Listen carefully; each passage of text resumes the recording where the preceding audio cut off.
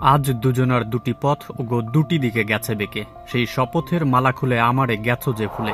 রাজনীতির মাঠে চাউর আছে, দল গঠন সহ নানাভাবে এনসিপির কাছাকাছি ছিল জামায়াত ইসলামী। তবে বর্তমানে একে অন্যের মুখোমুখি অবস্থানে দল দুটি, পাল্টাপাল্টি বক্তব্য দিয়ে একে অন্যের বিরুদ্ধাচারণ এখন নিত্য ঘটনা হয়ে দাঁড়িয়েছে। জুলাই জাতীয় সনদ দিয়ে বিরোধের সূত্রপাত। জুলাই জাতীয় সনদ বাস্তবায়নে এনসিপির গণপরিষদ গঠনের দাবিকে সমর্থন করে না জামায়াত, আবার নিম্নকক্ষে পিআর নিয়ে জামায়াতের দাবিকে সমর্থন করে না এনসিপি। এই মত পার্থক্য নিয়েও দুই দল এতদিন কাছাকাছি অবস্থানে ছিল। ঐক্যমত্য কমিশনের সঙ্গে দলগুলোর সংলাপের সময় কার্যত জামায়াতকে সমর্থন দিয়ে আসছিল এনসিপি।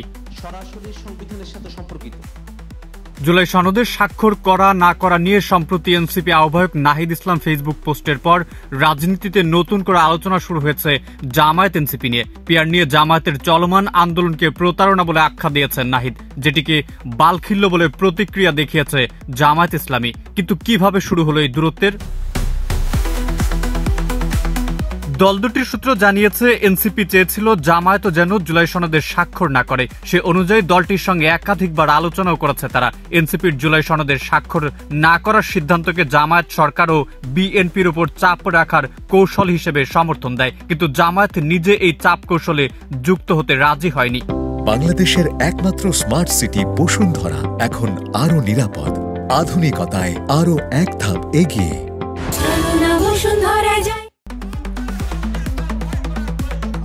জামায়াত সূত্র জানিয়েছে, সনদ স্বাক্ষরের আগের দিন এনসিপির নেতারা জামায়াতে নায়েবে আমির ডক্টর সৈয়দ আব্দুল্লাহ মোহাম্মদ তাহের ও হামিদুর রহমান আজাদের সঙ্গে দেখা করেন। তারা সনদের স্বাক্ষর না করতে জামায়াতকে অনুরোধ করেছিলেন।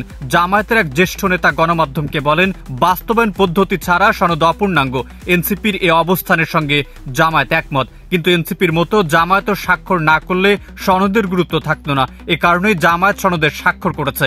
তবে এনসিপির একাধিক নেতা জানান, ঐক্যমত্য কমিশনের সংলাপে তারা অধিকাংশ বিষয়ে জামায়াতের পক্ষে দাঁড়িয়েছিল, কিন্তু দলটি বিনিময়ে কিছুই করেনি।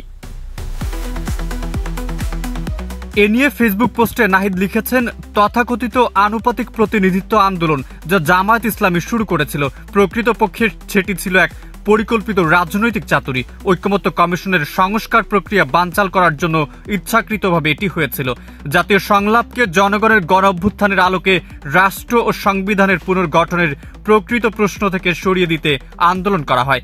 জামায়াতের হামিদুর রহমান আজাদ গণমাধ্যমকে বলেন, তরুণদের দল এনসিপি যা ইচ্ছা বলতে পারে, জামায়াত দায়িত্বশীল দল, অন্যদের বিষয়ে অযাচিত মন্তব্য করবে না। জামায়াত এমন কোন অবস্থান নিতে পারবে না যাতে সংস্কার ও নির্বাচন ঝুঁকিতে পড়ে, সনদ মূলহীন হয়ে যায়, দেশের অস্থিরতা তৈরি হয়।